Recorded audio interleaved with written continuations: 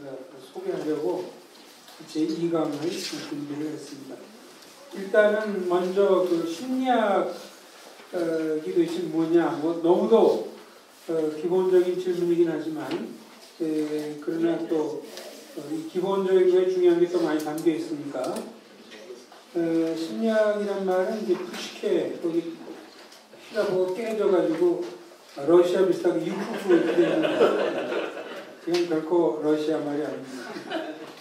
푸시케라는 말하고 로고스 합쳐서 그러니까 study of logos라는 말은 study of something, 그러니까 study of the soul 뭐 그렇게 되겠죠. 영혼에 대한 탐구. 재미난 것은 이 용어를 처음 만든 사람은 그 종교개혁 그 루터파의 종교개혁자 루터 전에 이제 같이 활동한 그 필립 멜랑튼이라는 사람이라고 제가 그 심리학사 그 책을 봤더니 이제 그렇게 나와 있더라고요. 그래서 그 하비가 아마 이 혈액순환 이거 발견한 사람이죠. 제가 분명할지도 모르겠는데 그래서 하비라는 사람이 그 뭐 해부학적 그런 해부학 책 같은 걸 이걸 쓴 것 같은데 거기 이제 학문의 분야를 나누면서 아주 재미난 그런 얘기를 했어요. I call the journal Doctor of Man Anthropology. 예전에는 한번 이런 식으로 썼던 것 같아요. Anthropology. Anthropology가 세 분야로 되어 있는데 오늘 우리가 보기 좀 생소합니다. 하나는 Psychology, Somatology.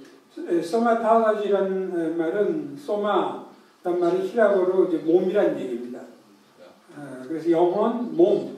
그 다음에 재미난 게 헤마톨로지, 혈액이죠.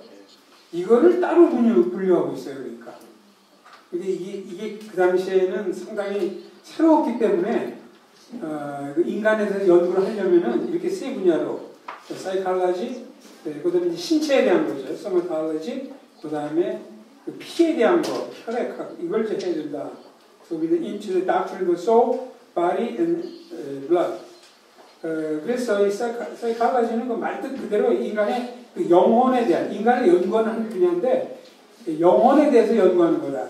이제 그렇게 이제 설명을 했고 이게 이제 점점 이제 대중화되기 시작한 거죠.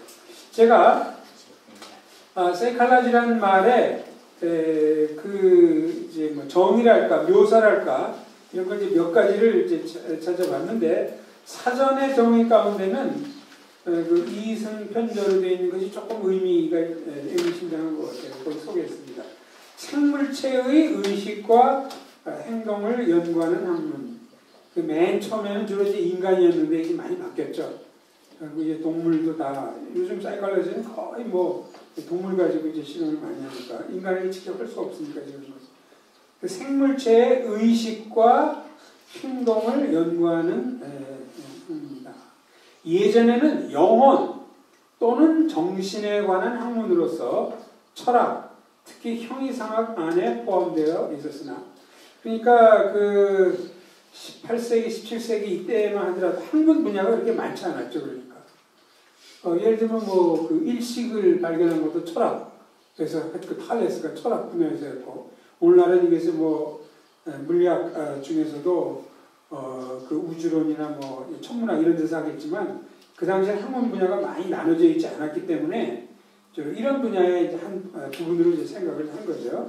그래서 처음에는 영혼 또는 정신에 관한 학문으로 이제 그렇게 돼서 형이상학, 그러니까 이제 철학에는 뭐 몇 가지 이제 분야가 있는데 형이상학이 가장 근본적인 거고, 그다음에 인식론, 또 이제 뭐 윤리학, 또 그런 여러 분야가 있는데 그 중에 이제 이 사이칼로지가 들어 있었다는 거죠. 오늘날 생각하면 되게 이상한데 그 당시 그렇게 발전을 겪었다는 거예요. 19세기 이후에 물리학, 생물학, 생리학의 실험 방법에 자극되어 그들의 성과를 기초로 하고 과학적으로 조직된 오늘날에는 실험과학의 성격을 띠게 되었다. 그래서 오늘날 이 사이칼로지는 거의 다 실험에 기초해서 모든 걸 이제 하니까 형이상학 같은 건 철학에서 실험을 하지 않거든요. 이제. 물론 철학에서 하는 시험을 또 experiments라는 말을 쓰는데 그건 가만히 앉아가지고 이제 속으로 이제 머리 굴리면서 이렇게 됐으면 어떻게 됐을까? 이렇게 됐다고 해보자. 뭐 이런 식으로 철학에서는 thought experiments라는 걸 이제 그런 건 하지만 실제 우리가 실험실에서 하는 그런 실험은 하지 않죠. 그 이후에 이런 게 이제 발달되면서 결국은 이제 점점 더 그 외적인 행동 이제 이런 걸 연구하는 쪽으로 기울인 것을 보게 됩니다. 거기 이제 옥스퍼드 사전에도 이제 보면은 이 사이콜로지가 세 가지에 대한 nature, functioning and development. 그래서 휴먼 예전에는 soul이라고 그랬지만 요즘은 soul이라는 말을 잘 쓰질 않아요. 학문 분야에서는 mind라는 말을 이제 많이 이제 쓰죠. human mind의 nature, functioning and development. 그래서 이제 그 human mind가 이제 하는 거로 얘기되는 reason, 추론, emotion, perception, communication 뭐 다 이제 그렇게 전부 다 이제 들어가죠. 그 심리학 교과서는 제가 이제 온슈타인이라는 사람은 이 사람은 의식에 대한 전문가로 이제 되어 있는데 이 사람은 이제 교과서의 사이클을 이렇게 defined as a complete science, human experience 굉장히 넓게 잡았어요. human experience에 대한 전반적인 학문이다. 그렇게 이 사람은 묘사라고 정의를 했더라고요. 여기 뭐가 포함되느냐? 그래서 제일 먼저 이제 brain and nervous system. 오늘날의 이제 경향을 많이 보여주는 거죠. 그 다음에 이제 mental life, emotion도 들어가고 여러 가지 들어가고 있죠. 그 다음에 이제 our behavior. 그래서 이제 개인 심리학하고 이제 사회 심리학이 나눠지고 our stresses and disorders 뭐 이런 것들도 이제 이상 심리학 이래가지고 심리학도 분야가 많으니까 하는데 대체로 이렇게 우리말로 번역되든지 우리말 저자들이 쓴 것을 제가 그 심리학 그 책의 그 정의를 살펴보니까 공통되는 게 있더라고요. 그래서 그 12페이지 꼭대기 가서 보시면요. 거기에 이 경우는 이제 번역인데요. 행동과 정신과정에 대한 과학적 연구다. 행동과 정신. 그래서 이제 주로 행동은 겉으로 다 보이는 거고, 정신과정은 뭐 이제 겉으로 보이진 않지만 이제 그래도 이제 관찰할 수 있는 것들 이런 것들이 집중하는 거 아닙니까? 또 이제 그 번역이 아니고 우리나라 심리학자 그분들이 이제 쓴 것 중에 보니까 인간을 이해하기 위하여 행동과 정신과정, 여기도 이제 행동과 정신과정, 이건 공통적이에요. 또 한 사람은 행동과 mental processes, 심리과정, 뭐 이렇게. 그래서 이제 겉으로 보이는 행동, 그다음에 심리과정, 이 두 가지를 이제 연구하는 그런 학문 분야다. 그렇게 이제 이야기할 수 있겠죠. 자, 그런데 아까 이제 말씀드린 것처럼 의상학 같은 것은 제가 볼 때 크게 그 의상학이 가지고 있는 뭐 철학적 전제나 뭐 신학적 전제 이게 특별히 반대하지 않는다면은 그렇게 기독교하고 좀 마찰을 가져오든지 문제가 되는 건 저는 상당히 거의 없다.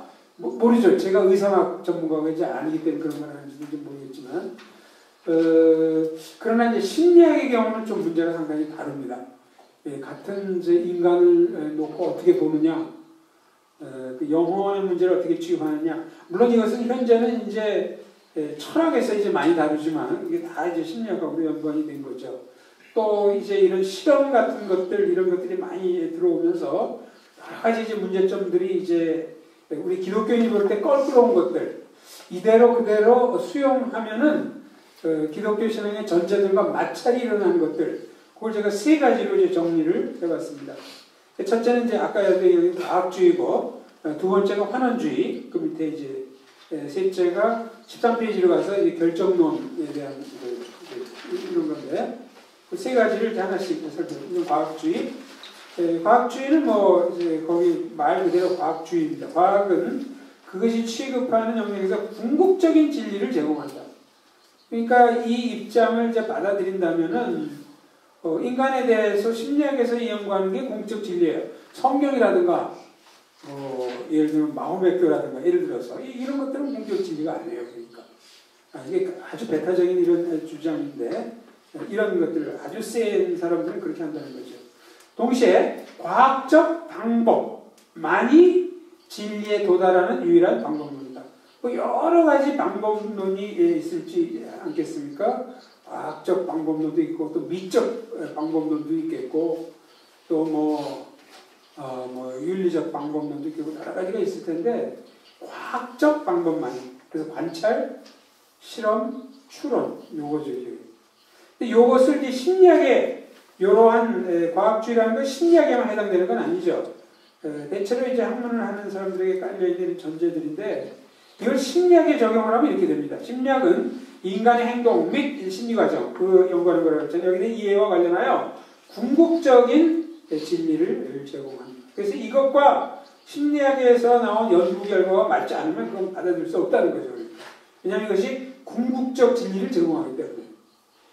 그 다음에 심리학에서 도입하는 과학적 방법 여기 데이터 수집, 통계학적 분석, 가설의 설정, 관찰과 측정, 이론 확정 요것만이 심리학적 진리에 도달하는 유일한 방법입니다. 이렇게 이제 과학주의적인 태도를 가진 사람들이 심리학에서 이제 이러한 자세를 이제 갖게 되는데 이제 기독교인으로서는 여기서 어떻게 평가할 수 있을까요? 이게 제보다도 게리 콜린즈라는 사람이 이제 설명한 그 내용입니다. 게리 콜린즈는 그 아까 이제 말씀드린 애담스와는 달리 애담스는 이제 장로교고 보수적인 장로교고 한데 게리 콜린즈는 그냥 제너럴한 그 복음주의자예요. 보수주의자죠. 게리 콜린즈가 교단이 베프티스트인지 제가 잘 모르겠어요. 그렇지만 어쨌든 게리 콜린즈는 굉장히 영향을 많이 미쳤습니다. 70년대, 80년대 그때는 대개 이제 그 이 목회 상담학이나 이런 것들이 사실 처음 출발할 때는 신학적으로 자유주의인 사람들이 다 개발을 하거든요. 처음에는 기독교인들은 다 반대했어요. 보수적인 사람들은. 참 그 아이러니컬하죠. 맨 처음에 이제 그런 게 나오면은 항상 보수적인 사람 반대하다가 조금 시간이 지나면은 이제 그걸 조금 리비전 해가지고 수용하고 뭐 대체적으로 이제 그런데 이제 소위 클리니컬 이제 뭐 갑자기 하나가 생각이 나는데 이런 데서는 막 힐트너나 뭐 이런 사람들 여러 사람들 보면 신학적으로 자유주의였어요 이 사람들이. 그래서 보수주의자들은 그런 걸 잘 받아들이지 않았습니다. 나중에는 이제 뭐 보수주의자도 이제 그런 것들을 아주 이제 신앙적인 것과 갈등이 생기지 않는 부분을 받아들여가지고 이제 많이 발전시켰지만 그 발전을 시킨 아주 파퓰러한 아주 대표적인 인물이 게리 콜린즈예요. 그 70년대, 80년대 엄청나게 미국에 영향을 많이 끼쳤습니다. 이 사람이 쓴 책도 많고 이 사람은 뭐 이렇게 학문과 신앙에 대한 통합 이런 것도 썼지만 아주 실제적인 것도 많이 썼고 그 영향력이 대단했던 이제 사람인데 그 사람의 그 평가 내용을 제가 거기다 옮겼습니다. 그래서 세 가지인데요.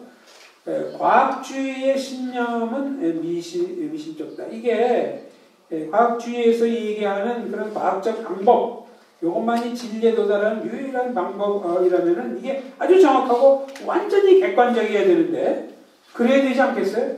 근데 그렇지 않다는 거죠. 데이터를 보는 이마다 똑같은 해석을 하지 않는다. 여기서 이제 데이터와 이제 해석 사이의 관계인데 이게 그렇게 데이터를 볼 때 100% 객관성이 거의 발휘되지 않는다는 거죠. 그러니까. 또 B번도 재미나죠. 심지어 같은 일을 할지라도 동일한 데이터를 볼 때마다 느낌과 반응이 다르다. 저는 이걸 이제 성경에다 이제 적용을 시켜보면요. 그런 걸 이제 보는데, 어떤 날, 이제 뭐, 저희는 이제 집에서도 그렇고, 이제 매일 성경을 이제 봐요. 애들도, 집사람도 그렇고, 이제 뭐 제가 작은 목회할 때 거기서도 매일 성경을 봤기 때문에 그 지금까지 보고 있는데, 그게 한 3년, 4년마다 이렇게 한 바퀴 돌거든요. 성경 전체를. 그래서 어떨 때 마가복음 2장을 보면서 거기서 느꼈던 거를 가지고 이제 제가 설교를 꾸민다든지, 핵심되는 걸 이게 정리할 때 하고, 그 다음에 4년, 5년 후에 가서 이렇게 할 때 또 달라져요, 그게.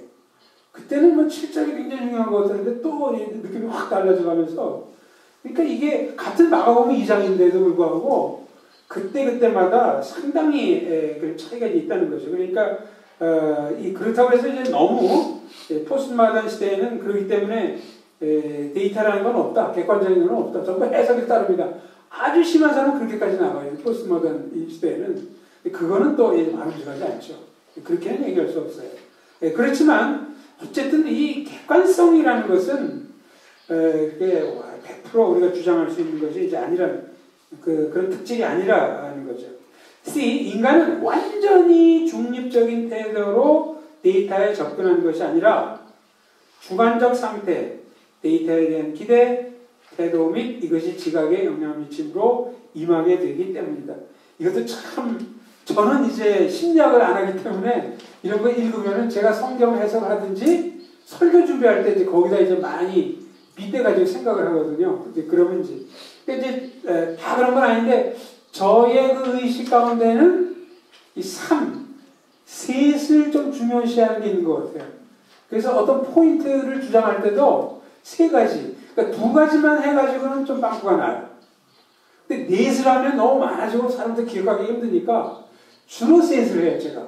그 제가 원해서 그런 게 아니고 하다 보니까 이제 그렇더라고요.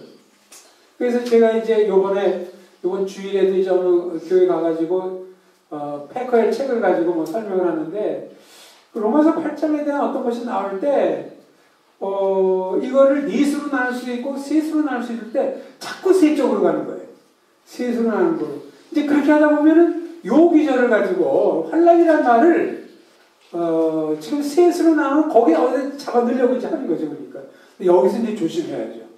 너무 심하게 하면은 성경의 그 데이터가 왜곡될 수 있으니까. 그래서 항상 조심을 하지만, 그래도 어느 쪽으로 가도 괜찮고, 정당화가 될 수 있다면은, 이제 그렇게 이제, 그러니까 이제, 그래서 그런, 어떨 때도 그러니까 참 죄송한 말씀이지만, 성경을 보면서, 내가 성령님에 대해서 요 주장을 하고 싶은데, 요게 어디 나오더라? 로마서 8장에 나오던가, 예를 들면은, 영국 14장에 나오던가, 그래서 기대감을 가지고 막 찾는 거예요, 이제.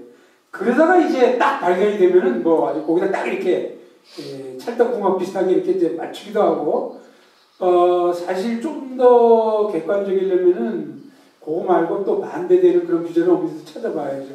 근데 사실 인간이 우선 시간이 부족해요. 그런 걸 갖다 그렇게 객관적으로 보도록 하고 있으려면은, 너무너무 시간이 부족하기 때문에 결국 셀렉티브 하게 돼요.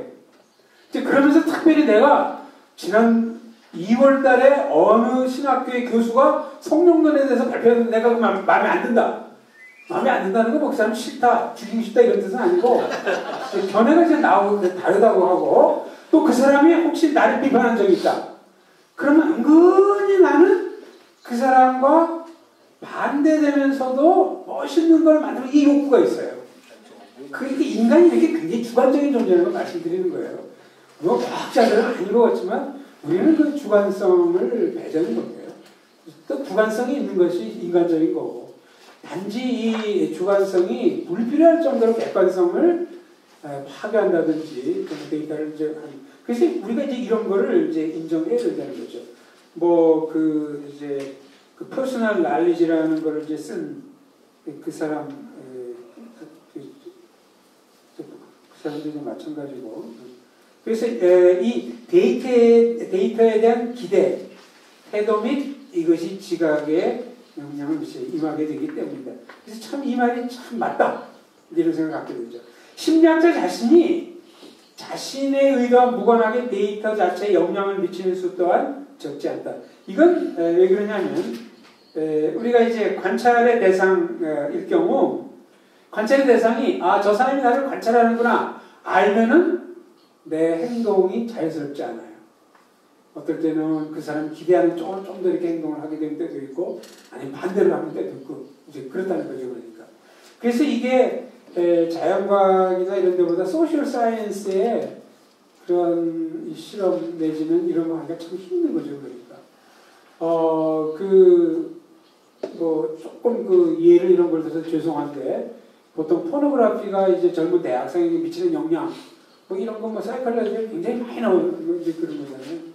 그럼 그걸 갖다가 이제 하려면 표본을 이제 정해야 되고 근데 그걸 일반 자연이 그 대학생 젊은 세대가 포노그래피에 뭐 미친 영향 이걸 하려면은 너무 광범위해서 제대로 할 수가 없죠.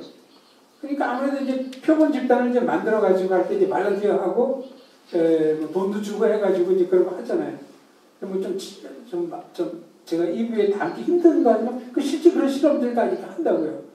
그럴 때 그 대학생들이 행동이 자연스럽지가 않아요. 평소에 포노그래피를 할 때 반응하고 지금 과학자가 자기를 관찰하고 있다는 걸 알거든요. 그땐 절대 자연스럽게 안 하죠. 상당히 많은 사람은 덜 흥분을 하는 쪽으로 이제 하려고 그러고 이제 이런 것들이 그래서 이제 사회과학자나 이런 사람들이 시도한 게 뭐냐면 몰래 카메라 같은 거 설치를 해요. 그래야지 자연스럽게 나오니까. 근데 그건 윤리적으로 걸리죠. 그래서 법적 제재 받고 이런 경우도 많았고 그러니까 이런 것들이 참 그 사회과학적으로 하면 훨씬 힘들다고 그래요. 제대로 할 때. 왜냐하면 관찰자의 활동과 바람이 관찰자의 반응에 교묘한 영향을 미칩니다. 미국의 경우 심리학교실의 내부는 자원봉사하는 대학생들인데 이들은 관찰자에게 협조적이고 관찰자의 기분을 좋게 하는 방식으로 반응하게 된대요. 대체로 그렇게 된대요. 그러니까 이제 근데 만약 그들이 관찰 대상이 아니라면 결코 그렇게 행동하지 않았을 텐데 내가 이제 여기 관찰 대상이 된다 할 때는 될 수 있으면 연구하는 사람의 거기에 페이브라고 한다. 이런 결과가 이제 나온 것이죠. 심지어는 이것도 아주 재미난 건데 제가 뭐 이 책들 다 조사해보고 하진 않았지만 어떤 훈도된 걸 달았지만 심지어는 실험 대상이 흰쥐인 경우에도 그런 발표됐다.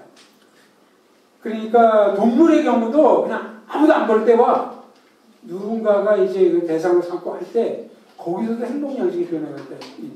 이건 그 23분 보면 리암 허슨이라는 사람을 쓴 이건 뭐 제가 이 책 읽어보지 못했습니다. 단지 인용된 거죠. 그런데 상당히 의미실명하죠. 그러니까 이건 셋째 동그라미 과학적 이론의 확립 과정을 보면 엄밀한 과학적 방법 이외의 요인, 직관, 확신, 상상, 추측, 종교적 신념에 의해서 진리에 이르는 경우도 적지 않음을 알 수 있다. 이것도 매우 중요한 겁니다. 아주 합리적인 사고만 해가지고 과학적 이론이나 이 발견이 오는 거 아니죠. 벤젠 화학 구조식 발견한 사람이 그 전까지는 보통 화학 구조식을 할 때 이게 다 이렇게 퍼져 있는 구조만 이렇게 이제 발견을 했지, 그걸 생각을 못 했죠. 근데 자다가 꿈을 꿨다고 그러나요? 제가 그걸 읽고도 잊어먹었어요. 꿈을 꿨는데 뱀이 서로 뱀 몇 마리가 이게 앞에 꼬리를 이제 물고 있고 이 꼬리를 뒤에 뱀이 또 물고 있고 이거 꿈을 꾼 거예요. 그리고 벤젠 화학식이 이거 발견했어요. 그 전까지 아무도 그걸 생각을 못 했어요. 그러니까 굉장히 과학의 발견에는 그런 게 많더라고요, 보니까.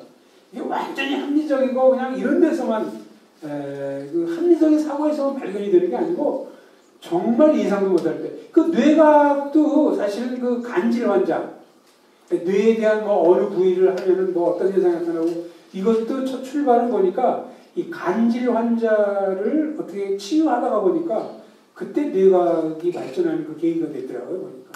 그래서 상당히 이제 많은 경우 거기 보면은 직관, 확신, 상상, 추측, 종교적 신념 이거에 의해서 진리는 이건 뭐 아무도 부인할 수가 없죠, 그러니까. 제가 그 재미난 그 이야기를 들었는데 지금도 맞는지 모르겠어요. 그 미국에 있을 때 제가 들은 얘기인데 수학하시는 분들은 더 잘 아시겠죠. 그 한국 사람들이 그 수학 경시대를 나가면은 굉장히 잘한다고 그러지만 실제 세계 경시대에 나오면 이 등수가 떨어진다고 이제 그렇게 얘기하더라고요. 왜 그러냐고 이제 물어봤더니 한국 사람들은 이 푸는 거는 엄청 잘 푼대요. 그런 문제를 많이 풀어왔기 때문에 그건 속도도 빠르고 대단하대요. 근데 그 세계 경시대에는 문제를 내고 풀라는 게 아니고 문제를 내가 만들려는 거예요. 문제를 만드는 거는 이거는 사실 주어진 걸 푸는 거하고 좀 다르잖아요. 그래서 결국 그 이미지네이션하고도 굉장히 연관이 많이 된다는 거죠. 그래서 이제 그때 뭐 물리학자나 수학자나 이런 사람들 중에 인도 사람이 많고 유대인이 이제 많다. 그래서 뭐 인도 사람이 많은지 모르겠는데 뭐 어떤 사람은 유대인들은 그 추상적인 사고를 늘 훈련을 받는다는 거죠. 왜냐하면 신을 어떤 형상으로 만들지 못했기 때문에 늘 이제 이제 형상화해버리면 이렇게 우리 상상이 그대로 아주 좁은 영역에 갇혀버린다는 거예요. 그러니까 형상화하지 않기 때문에 뭐 그거 하나는 아니겠어요. 그렇지만 유대인들은 이 질문을 많이 하는 거예요. 학습 자체가 계속 질문 던지고 거기 답변하고 질문 던지고 답변하고. 근데 이게 보통 힘이 아닙니다. 우리는 뭐 그런 걸 잘 안 하지만 인도 사람이 그런지 모르겠어요. 인도 사람은 워낙 숫자가 많으니까 그 중에 이제 다 무슨 왕족 이런 사람들이더라고요. 위험한 사람들이 다 시꺼멓고 하니까 별 볼일 없다 생각하는데 개인을 따져 들어가 보면은 굉장한 왕족 출신들이 많고 그래서 이제 뭐 그런지 모르겠어요. 근데 사실 물리학, 수학 이런 것 중에 인도 사람들이 꽤 많아요. 그 두각을 나타내는 사람들이. 유대인들은 뭐 어디든지 있고. 그러니까 그 수학에서 우리나라 사람들이 높은 성적을 못 낸 이유 중에 하나가 그거라고요. 상상력의 결핍이래요. 주어진 문제를 푸는 것만, 이것만 했지, 문제를 만들어 나가는 것, 이런 건 이제 안 된다는 거예요.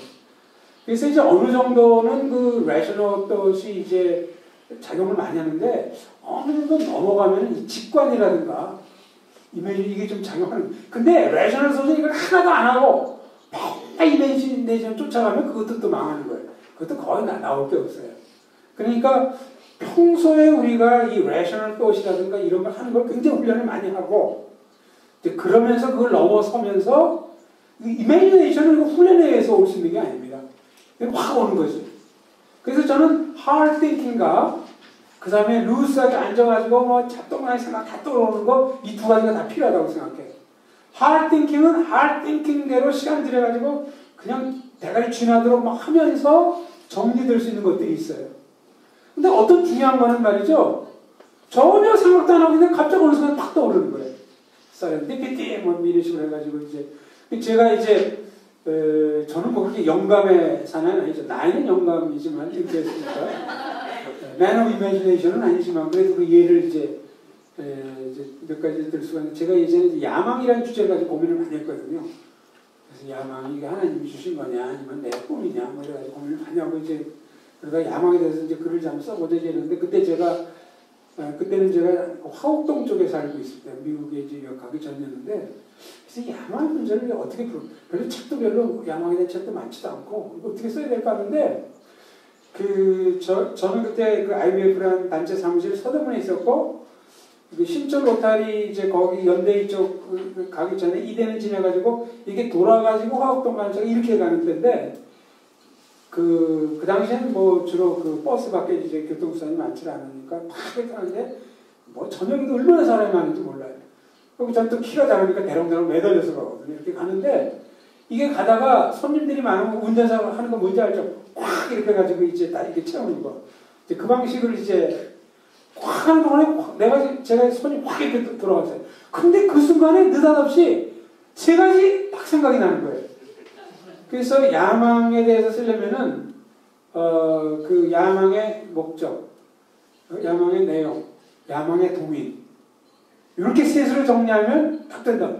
그때는 제가 야망에서 생각한 것도 아니고 하나님께 기도한 것도 아니에요. 왜 그게 왔는지 모르죠. 근데 그게 너무너무 딱 맞는 거예요. 그래서 그게 야망뿐이 아니고 분노라든가 뭐 여러 가지들에게 해당이 되고 근데 그거는 아마 hard thinking을 아무리 해도 안 나올 수도 있어요. 근데 그 순간에 이제 그렇게 딱 정리가 되니까 이렇다고 해서 저를 이상하게 보지 마세요. 야, 쟤는 뭐 이상하네요. 물론 제가 좀 이상하죠.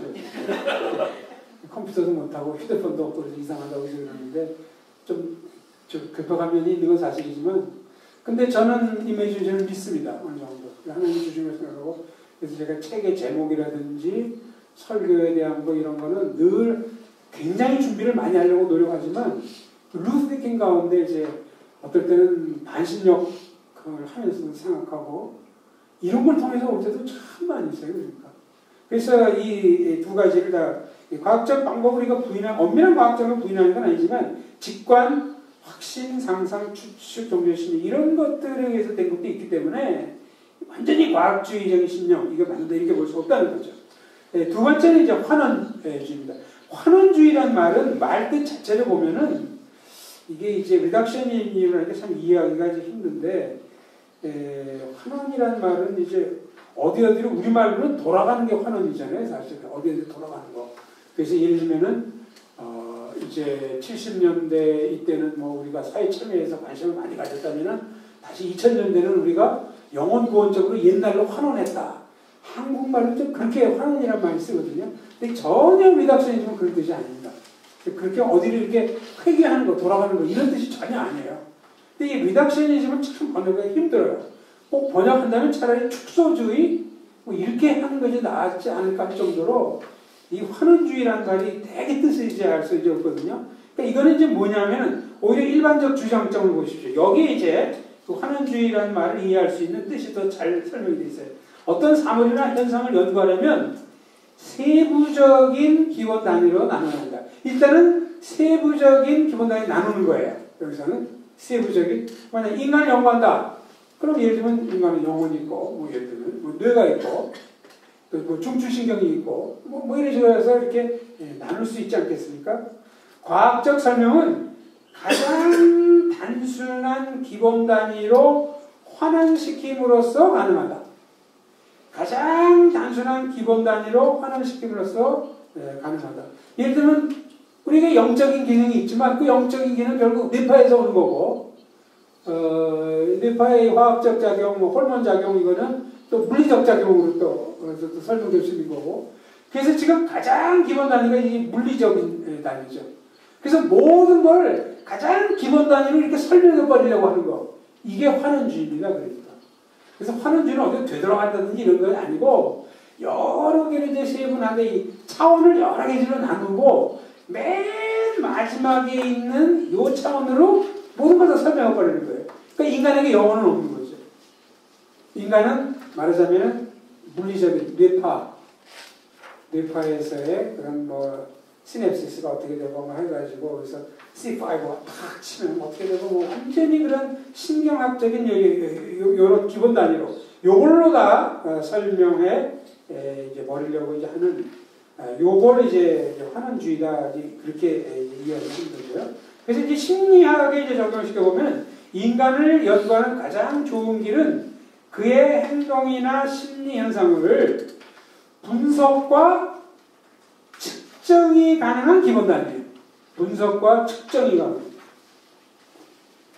그러려면 분석과 측정이 가능한 기본 단위 뭘까요? 조건 반사라든가 왓슨이나 뭐 여러 가지 이제 이런 사람들이 많이 한 거죠.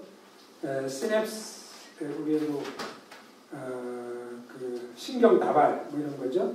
호르몬 반응, 이대 충동하면 이게 약간 좀 프로이드 이쪽 사이클로지 쪽으로 이제 가는 요거로 나누는 것이다. 그러면 이제 영혼이 있다고 얘기하지만 영혼은 분석과 측정이 가능하지 않잖아요. 영혼이 몇 그램이라는지 뭐 알 수 있습니까? 영혼이 몇 센티미터인지 분석과 측정 이런 건 가능하지 않죠. 그러나 이제 이게 물리학적이고 화학적이고 이런 것은 분석과 측정이 가능한 거니까 이런 것들로 이제 나누는 거죠. 그래서 진정한 심리학적 설명이란 인간의 행동이나 심리 현상을 가장 기본이 되는 단위. 그래서 이제 13페이지 보세요. 처음에 인간은 기계로, 인간의 마음은 뇌로, 기억이란 뇌의 작용으로, 심리 현상은 반사 현상으로. 뭐 파블로프나 이런 사람들이 했던 게 개가 이제 밥을 주면서 종을 딸랑딸랑 치면서 이제 밥을 주면은 개가 막 침을 막 흘리면서 와서 이렇게 먹잖아요. 근데 밥을 안 주고 종만 딸랑딸랑 쳐도 조금 반사로서 막 침을 흘린다면 막 이런 식이죠. 이게 반사작용이죠. 그러니까. 그래가지고 가장 기본 단위로 맨 밑에 거 바닥으로 이렇게 축소시켜버리는 요게 이제 환원이라는 거죠. 그래서 도널드 맥케이 이 사람은 심리학자고 인포메이션 스터디스 전공자인데 크리스천입니다. 영국에 이제 꽤 알려진 이제 크리스천인데 이 사람은 이러한 그 리덕션이즘 환원주의를 nothing but이라고 그랬어요. nothing but. nothing but이 그 무슨 배터리냐 뭐 이렇게 그게 아니고 이제 man is just nothing but machine 이런 거죠. 그러니까 인간은 기계 이외에 아무것도 아니야. 뭐 이런 식으로. The human soul is nothing but its brains. 인간의 영혼이라는 게 그 뇌밖에 아무것도 아니야. 그 nothing but을 해가지고 이제 결국은 뭐 위에 거 다 빼버리고 가장 이제 밑에 기본적으로 측정할 수 있는 거. 이 측정할 수 있는 거라고 하니까 물리학적, 화학적 이런 요소들로 축소가 되는 거죠. 그래서 이러한 이게 뭐 아주 굉장히 파워풀한 이런 작업이고 또 이런 것들은 이제 실증을 할 수 있기 때문에 아주 힘을 얻죠. 이런 것으로 이제 설명은 여기에 이제 기독교적 평가입니다. 심리학에서 설명이 절약의 원칙을 지키고자 하는 것은 납득입니다. 절약의 원칙이라는 말은 요즘은 이제 절약의 원칙, 파르스머니 이건 뭐 경제성의 원칙 그렇게 하시는 분도 있고요. 보통 이제 오캄의 레이저 그 말을 쓰는 분들이 좀 더 많죠. 오캄이라는 이제 중세 때 영국 철학자였는데 이 사람은 아주 그 불필요한 거 다 빼버리고 걷어들면서 필요한 것만 딱 하는 이 사람이었는데 오캄이 이 말을 만들어낸 건 이제 물론 아니고요. 그래서 이제 이 오캄의 면도날이다 이제 그러면 이제 뭐를 얘기하냐 하면은 예를 들어서 만약 시편 이런 데 보면 하나님이 그 천둥을 뭐 치시는 거로 이제 이렇게 이제 돼 있고 또 실제로 이제 뭐 전기나 물리학적으로 천둥이라는 원인을 설명할 수 있잖아요. 그러니까 그 설명을 할 때 물리학적으로 설명하고 또 성경을 주로 하나님이 일으키는 거 설명할 때 뭐하러 존재를 둘씩 만드냐 이거죠. 그 물리학적으로 설명하고 다 끝나버리면은 이거 필요하지 않다는 거죠. 그래서 존재를 많이 가지고 설명하는 것보다는 될 수 있으면 줄여가지고 경제적으로 아주 간략한 것으로 모든 걸 설명할 수 있으면 이 원칙을 택하자는 거예요. 그것이 어캄의 레이저라는 거예요. 지금 뭐 이거 굉장히 많이 해요. 하는 사람들. 만약에 데이터가 이렇게 있고 이 데이터를 설명할 때 세 가지 원리를 가지고 이 데이터를 설명하는 이론보다는 두 가지 원리를 가지고 설명하면 더 이것이 인기를 얻는 거죠.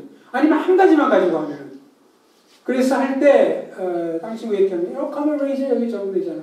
물, 존재, 이 리피케이션이라고 하는데 왜 존재를 자꾸 불필요하게 늘려 하나님도 상정하고 어떤 뭐 물리학적인 뭐 세력도 상정하고 뭐 둘씩이나 해.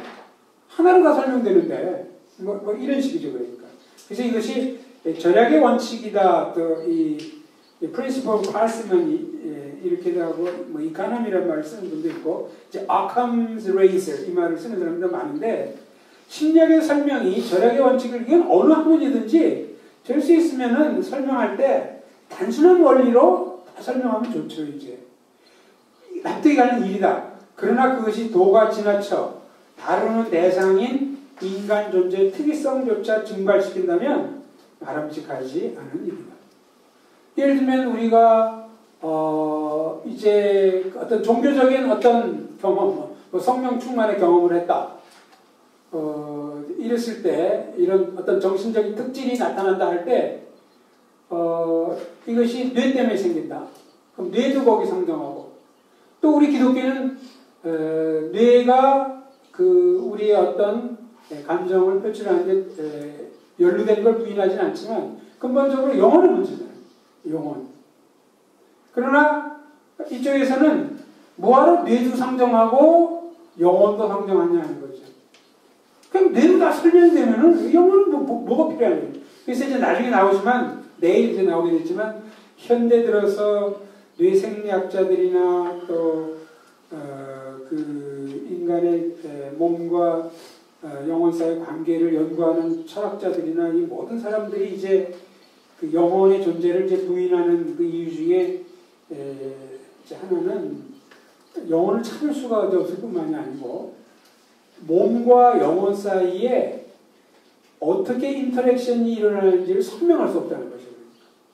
어떻게 몸이 영혼에 영향을 주고 영혼이 몸에 영향을 준다는 것은 얘기할지 모르지만 설명할 수 없고 또 영혼을 찾아볼 수도 없고 그래서 영혼의 존재를 부인하는 경향이 많고 또 한 가지가 바로 이 절약의 원칙이에요. 뭐 정신적인 특질을 설명할 때 영혼과 몸은 주는 뇌와 중추신경인데 뭐로 두 가지를 상정하냐는 거죠. 간략하게 뇌로 다 설명이 되면은 영혼은 불필요한 게 아니냐. 이제 이것 때문에 영혼을 이제 부인하는 그 또 하나의 동의이 되고 있는데 어쨌든 여기서 그러나 뇌로 인간을 설명할 수 없다는 거예요. 이것도 내일 나옵니다. 이건 실제로 이제 지금 이 철학에서 이제 왔다 갔다 많이 싸우는 이런 장면인데 그 내일 좀 또 꼭 기독교적 입장에 서지 않는다 하더라도 경험의 전체를 중요시하는 게스탈트 심리학. 게스탈트 심리학은 전체를 이렇게 봐야 된다는 거죠. 그러니까 하나뿐만. 자아의 실현에서 인본주의적 심리학. 뭐 여기는 메슬로우나 심지어는 에릭 프롬 같은 사람도 여기 넣기도 하고 여러 사람들이 다 들어가죠. 이 사람들도 사실 이 환원주의를 비판하거든요. 이들도. 근데 꼭 우리가 기독교인이기 때문에 비판하는 게 아니라는 거예요. 여기서는. 게스탈트 심리학 쪽에 쓴 사람들이나 휴머니스틱 사이칼러지 하는 사람도 이거 비판하는 그런 내용이다. 3번 동그라미. 기독교적 입장에서 볼 때 인간은 단지 뇌와 중추신경, 아까 nothing but 그거죠. nothing but. Humans are nothing but brains and spinal cord 이런 거라든지 그런 거 존재가 아니고 동시에 영적 차원의 존재이기도 하다. 따라서 인간 이해에 있어 신체적 측면만이 인간이 전부인 것처럼 주장하는, 즉 인간을 뇌와 중추신경으로 환원시켜 설명하는 일은 치명적인 손실이라고 할 수 있다. 어떤 면에서 치명적이냐 물어볼 때 A에 나오는 인간이 겪는 주관적 경험의 핵심과 특성, 이게 특성이란 말이 조금 이해하기 힘든 말인데요. 쾌일리아의 문제는 뇌생리학적인 사건으로 설명할 수 없다.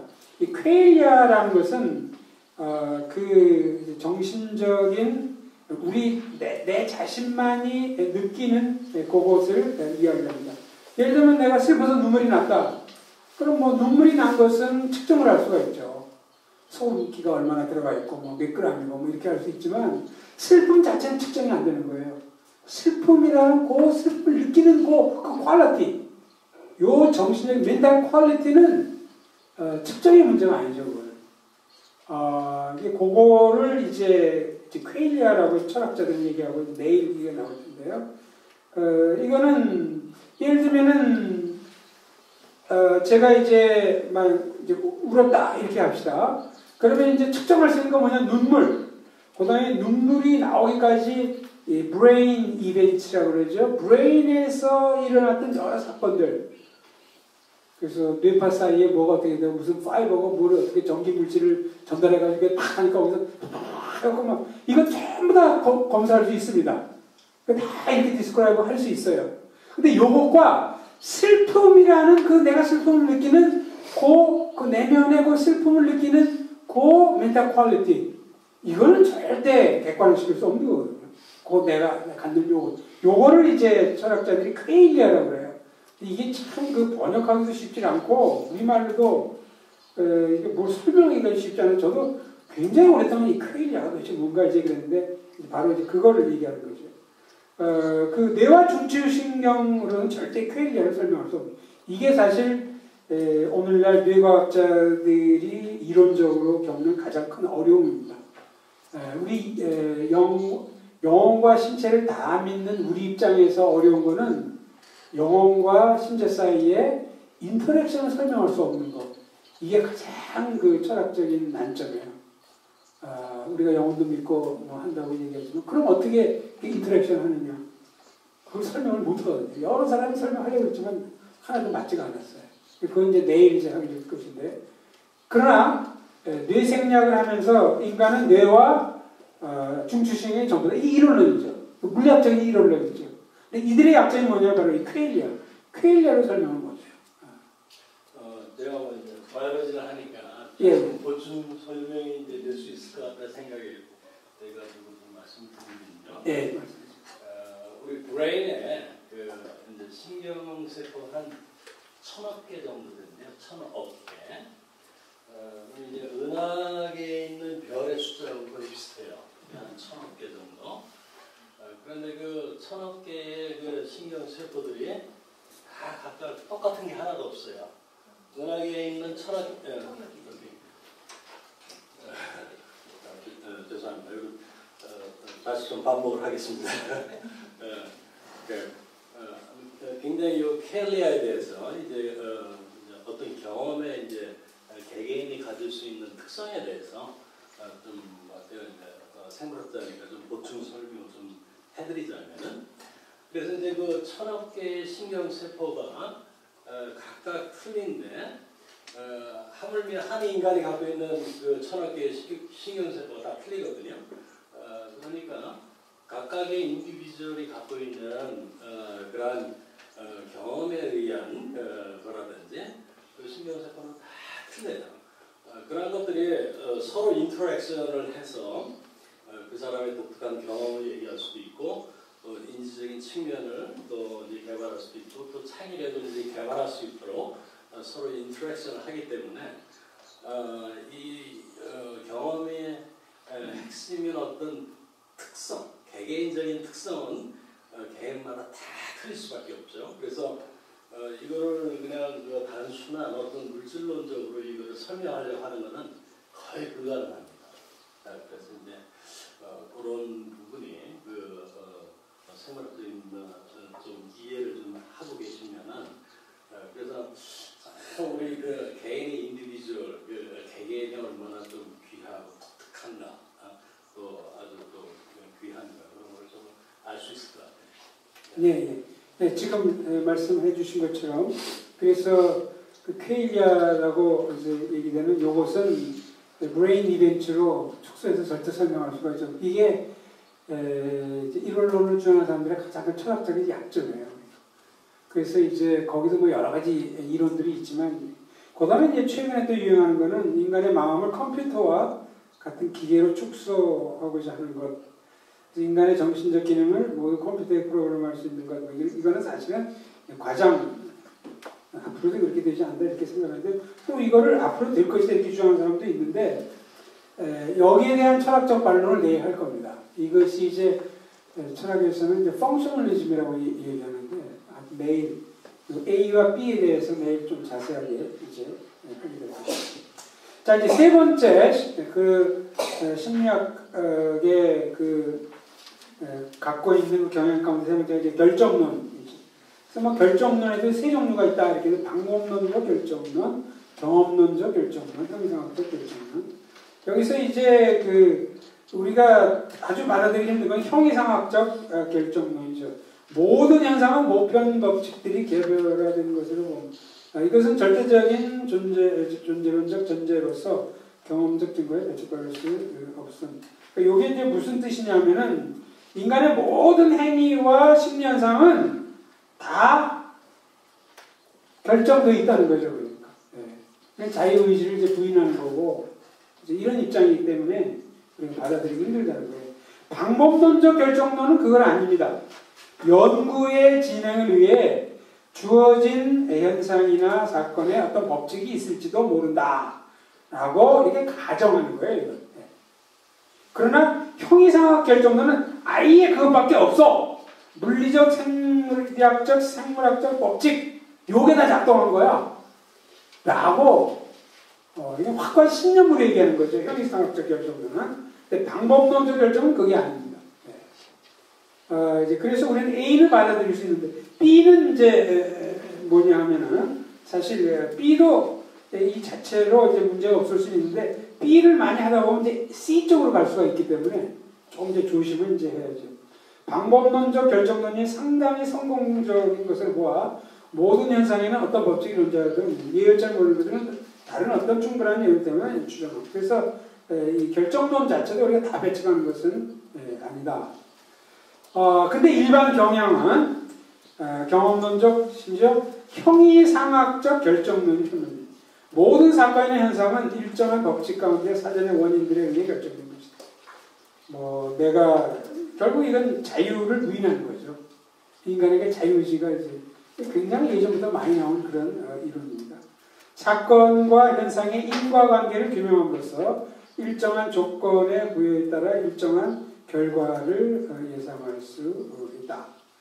내 딸은 굉장히 자유롭게 행동했다고 그러지만 그건 네가 몰라서 그래.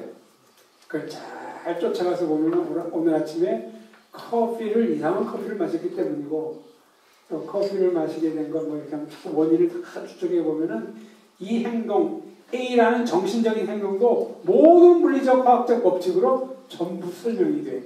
이게 지금 여기서 말하는 결정론입니다.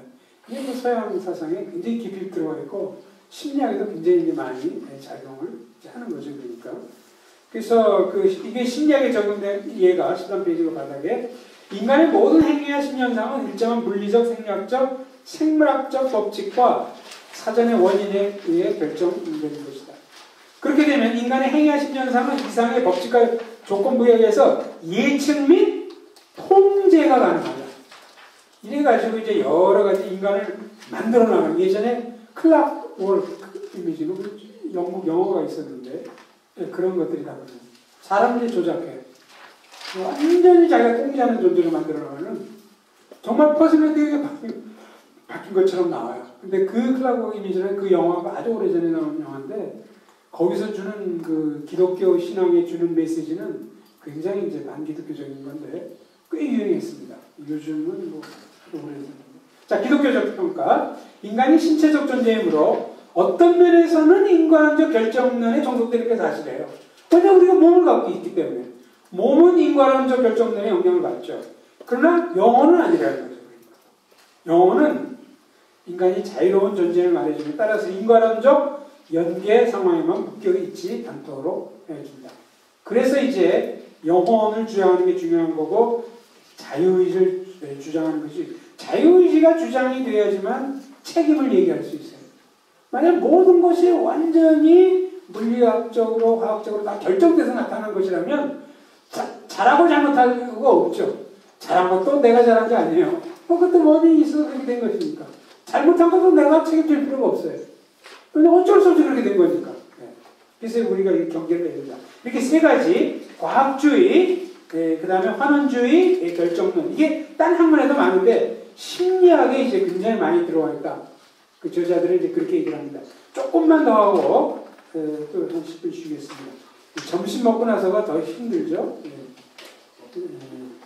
답변이 없는 걸 보시면 다 이제 좋으시는 거예요. 자, 조금만 더 하고 그 심리학과 기독신앙에 대해서 상관관계에 대한 패턴. 이게 이제 아까도 이제 무관설 해가지고 여러 가지를 얘기했는데 아까 보여드린 거는 전체적인 거고 각 학문마다 이러한 상관관계 패턴이 조금씩 다릅니다. 그래서 심리학은 또 심리학대로 또 그 규명을 해야 돼요. 그래서 처음 거는 기량설 이렇게 얘기했고 엔타고니즘, 병행설, 퍼스펙타이벌리즘. 이 퍼스펙타이벌리즘이 좀 특이한 얘기인데 그래서 인티그레이션이즘 이렇게 얘기해요. 그래서